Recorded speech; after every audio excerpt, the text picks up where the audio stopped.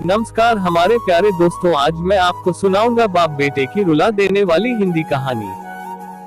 आनंद एक कॉलेज में छात्र था। उसने एक डीलर के शोरूम में एक सुंदर स्पोर्ट्स कार देखी थी और वो लंबे समय से अपने लिए एक ऐसी ही कार चाहता था। आनंद जानता था कि उसके माता पिता इसे खरीदने के लिए सक्षम है, इसीलिए उसने उन्हें बताया कि उसे ये कार अपने ग्रेजुएशन कंप्लीट होने पर गिफ्ट के रूप में दे। देखते ही देखते वो दिन भी आ गया और पिता ने जेम्स को अपने निजी कार्यालय में बुलाया। उन्होंने उससे कहा कि मुझे तुम्हारे जैसे अच्छे बेटे पर बहुत गर्व है।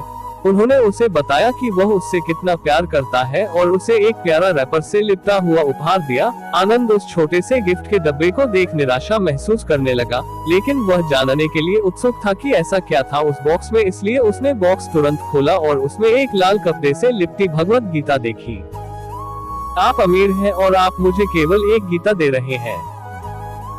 काफी गुस्से से अपने पिता पर वो चिल्लाया और अपनी नाराजगी और गुस्से के वश में आकर आनंद ने नाव देखा ना ताव तुरंत घर छोड़ दिया।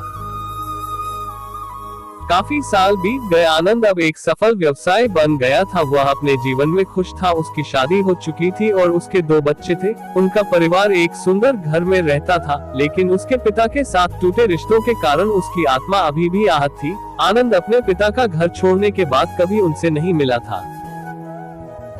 आनंद को उस दिन के बाद अपने पिता को न मिलने का पछतावा हमेशा रहने वाला था, क्योंकि एक दिन उसे एक पत्र मिला जिसमें उसके पिता के निधन की खबर थी और साथ ही ये बताया गया था कि उन्होंने अपने जीवन भर की पूंजी वसीयतनामा के अनुसार अब आनंद के नाम कर गए थे।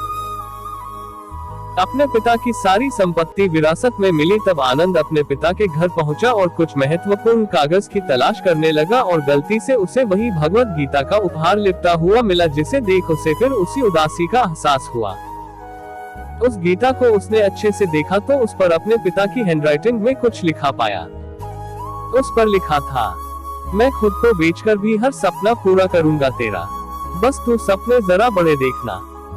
ये बोल रहा बाप नहीं, जिंदगी का सबसे पहला दोस्त तेरा। ये कविता पढ़ी ही थी कि अचानक उस किताब से एक चाबी गिरी, जिसके ऊपर लगे टैग पर उसके ग्रेजुएट होने की तारीख के साथ कांग्रेचुलेशन और आई लव यू लिखा हुआ था।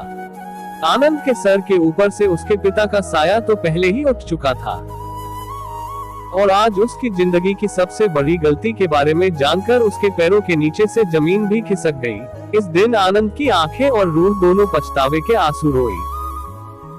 उम्मीद करते हैं हमारे प्यारे दोस्तों यह कहानी आपको अच्छी लगी होगी, तो हमारे चैनल को शेयर, सब्सक्राइब, लाइक करना ना भूले। धन्यवाद।